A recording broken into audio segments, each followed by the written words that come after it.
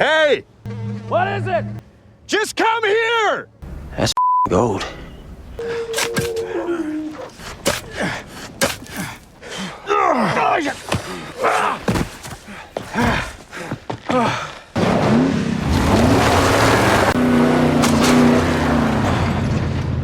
The film opens with a train cutting through a barren, empty landscape. Inside one of the cars sits a rugged-looking man named Virgil, quietly eating pieces of bread. Across from him, a strange woman watches him while trying to soothe her crying baby. After a while, the train comes to a stop. Virgil steps off, but not before handing his remaining bread to the woman. Once outside, he walks to a nearby shop and asks the owner if he's seen anyone suspicious around. The shopkeeper ignores him, glued to the television and offering no response. Virgil then asks where the restroom is, and the owner points him in a direction while speaking in another language. After walking for some time, Virgil finds the restroom, filthy, crawling with flies. Despite the condition, he has no choice but to use it to relieve his stomach discomfort. While inside, a deep male voice asks if he's waiting for someone to head to the compound. Virgil answers yes, and the man walks away. Later, as Virgil splashes water on his face, another man approaches and warns him not to waste any water. The next scene shows Virgil riding in a truck driven by a man named Keith, who is taking him to the compound. During the drive, Keith explains his fee for the trip. Virgil is surprised to hear the price has increased, since he was told it would only be $200. As the heat becomes unbearable, Virgil tries to turn on the truck's air conditioning, but Keith immediately yells at him, warning that it would strain and damage the engine. After traveling some distance, the truck suffers a blown tire, forcing them to pull over and replace it. While working, they notice two wild dogs fighting nearby. Keith chases off the healthier dog and mercifully puts the injured one out of its misery. Once the tire is fixed, they continue on their way. Later, they stop to refuel. Since it's already nighttime, they decide to rest and resume their journey in the morning. While sitting together that night, Keith asks Virgil why he wants to go to the compound. Virgil explains that he's searching for a once-in-a-lifetime opportunity and believes he'll find it there. Keith, who visits the compound regularly, tries to warn him that it's no place for opportunity, only backbreaking labor. Virgil responds that he isn't afraid of hard work. The following morning, Virgil is driving while Keith sleeps in the passenger seat. As the sun grows more intense, Virgil begins to feel overheated and turns the air conditioning up to full blast. This causes the engine to fail. When Keith wakes up and realizes what happened, he angrily yells at Virgil and orders him to pull over. After stopping,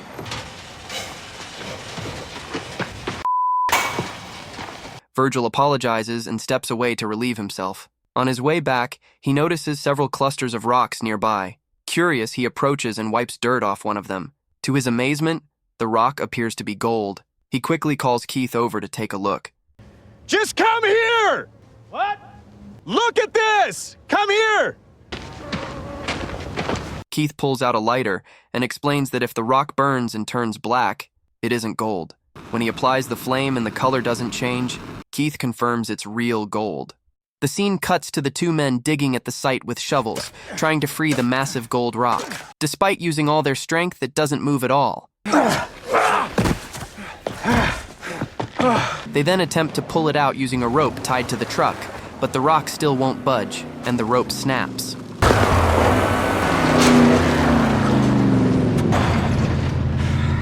As evening falls, Keith goes off to gather firewood, explaining that wild dogs are common in the area and can only be kept away with fire. Virgil joins him, and together they return with a large bundle of wood. They light a fire and sit around it, talking about the fortune they've just discovered. Keith becomes overwhelmed with excitement, imagining how their lives are about to change, and jumps up, shouting with joy. After some time, Keith points out that since they can't get the gold out themselves, one of them will need to go back to town and bring an excavator. He explains that he has contacts there who can arrange one and suggests that Virgil should be the one to make the trip. Keith reasons that Virgil isn't familiar with surviving long-term in such a harsh, deserted environment. Virgil disagrees. He insists that Keith should go instead, while he stays behind to guard the gold. He adds that he doesn't know his way around the town and doesn't have any contacts there. Hearing this, Keith asks Virgil one last time if he's sure about his decision. Virgil confidently replies that he's tough enough to handle it on his own. The next morning, Keith prepares to leave. Before going, he gives Virgil some canned food, a small supply of water, and a piece of tent cloth. He also hands him a satellite phone so they can stay in touch, along with a pocket knife for protection. Keith explains that it could take around 5 days for him to return with the excavator. After telling Virgil to stay strong and take care of himself, Keith drives off. Once alone, Virgil takes the tent cloth and ties it to a nearby tree, creating a simple makeshift shelter. He checks the satellite phone to make sure it works, then heads out to gather firewood. When he returns with enough wood for the night, he spots a scorpion crawling near his shelter. Using a stick, he quickly scares it away. As night falls, Virgil sits by the fire, heating up his canned food. He eats quietly but grows uneasy when he hears wild dogs fighting nearby. Gripping his pocket knife, he stays alert. The next morning, Virgil wakes up looking exhausted and weak. He immediately goes to relieve himself but hesitates to clean up, afraid of wasting water.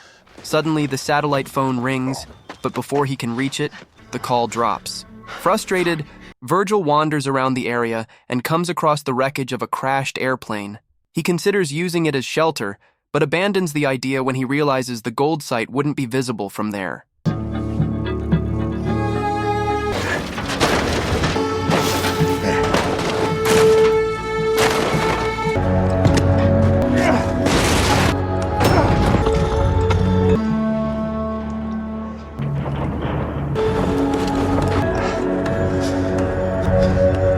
Still, he salvages a few pieces from the wreckage to improve his shelter. Later, a drained and overheated Virgil falls asleep. When he wakes up, part of his face is badly sunburned. He sits beside the gold, talking to himself, and suddenly gets an idea. Picking up a rock, he repeatedly strikes the gold. After several blows, he manages to break off a small but extremely heavy chunk. At that moment, the satellite phone rings. Virgil answers quickly. Keith tells him that the trip is taking longer than expected because the truck's engine keeps overheating. Virgil informs Keith that he managed to break off a piece of the gold. Keith advises him to stay right next to the gold and promises to get there as soon as possible. That night, Virgil sits beside the gold as wild dogs approach. He grabs burning firewood and uses it to scare them away, managing to protect himself. The next morning, Virgil pours some water into a bottle and starts drinking. As he does, he notices a striped snake slithering toward him. He tries to kill it, but the snake escapes. When Virgil turns back, he realizes he accidentally knocked over the bottle, spilling most of his remaining water. Later, he returns to the plane wreckage to collect more materials for his shelter. Suddenly, he notices someone walking toward him. Startled, Virgil rushes into the plane and hides. After a moment, the stranger arrives and calls out, telling him to come out. The stranger turns out to be a woman. She offers him food and water, but Virgil refuses to accept anything. She asks him why he's out there and how he ended up in the desert, but Virgil stays silent and ignores her questions. Eventually, he offers her the plane as shelter and starts to leave. Suspicious, the woman believes Virgil is hiding something. She follows him, repeatedly questioning how he got there in the first place. Growing irritated, Virgil finally confronts her, telling her to stop interfering in his business and leave him alone. I think you're lying. Take it easy, breathe. At the same time, the woman notices Virgil's shelter and starts walking toward it. When she tries to tear it down and orders him to leave, Virgil loses his temper. In a sudden outburst, he strikes her with a shovel, killing her instantly. He then takes all the useful items from her backpack and buries her body near his shelter. Not long after, wild dogs dig up the grave and begin dragging the body away. Virgil spots them and chases them off. He pulls the woman's body farther away and burns it using firewood. As he does, his eyes fill with tears. The next morning, Virgil wakes to the sound of the satellite phone ringing and answers it. Keith tells him that he managed to secure an excavator, but it will take longer to reach him because the heavy equipment is slowing the truck down. Before hanging up, Keith urges Virgil to stay strong. Later, Virgil notices a truck passing in the distance, but his greed for the gold keeps him from leaving. While gathering firewood for the night, he sees a sandstorm approaching. He rushes back to his shelter and tries to protect himself, but the storm quickly tears it apart. Forced to flee, Virgil runs for his life and is struck hard by a falling tree branch. When the storm finally passes, Virgil wakes buried under sand, with the broken branch lodged deep in his stomach. Ignoring the injury, he rushes to the gold site to check on it. After clearing away the sand, he finds the massive gold rock still there and collapses beside it, losing consciousness. In the next scene, Virgil pulls the branch out of his stomach, bleeding heavily in the process. He builds a fire and heats a metal can, crying as he presses it against the wound to disinfect it.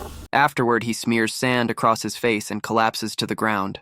When he wakes up, he sees a woman aiming a crossbow at him. This triggers visions of the woman he killed earlier.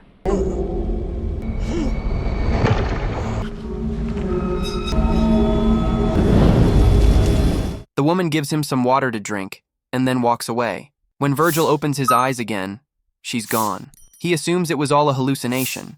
Suddenly, the satellite phone rings. Virgil digs it out of the sand and tells Keith about the woman. Keith advises him to deal with her quickly. After the call ends, the woman reappears and offers to help him. Obsessed with protecting the gold, Virgil angrily yells at her to leave. Before going, the woman asks if he has seen her sister, but Virgil says nothing. Later, Virgil wakes to find himself surrounded by burned-out fire pits and wild dogs closing in. Panicked, he calls Keith and asks where he is. Keith tells him he's close and will arrive soon. Crying, Virgil begs him to hurry as the dogs begin circling him. It is then revealed that Keith is actually watching from a distance through binoculars. He waits silently as the wild dogs attack Virgil and drag him away.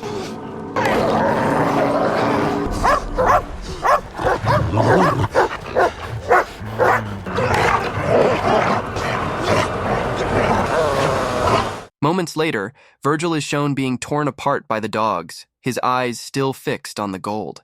Shortly afterward, Keith arrives with the excavator attached to his truck. He looks down at Virgil's body, then turns back toward his truck to retrieve something. As he turns around, an arrow strikes him in the chest.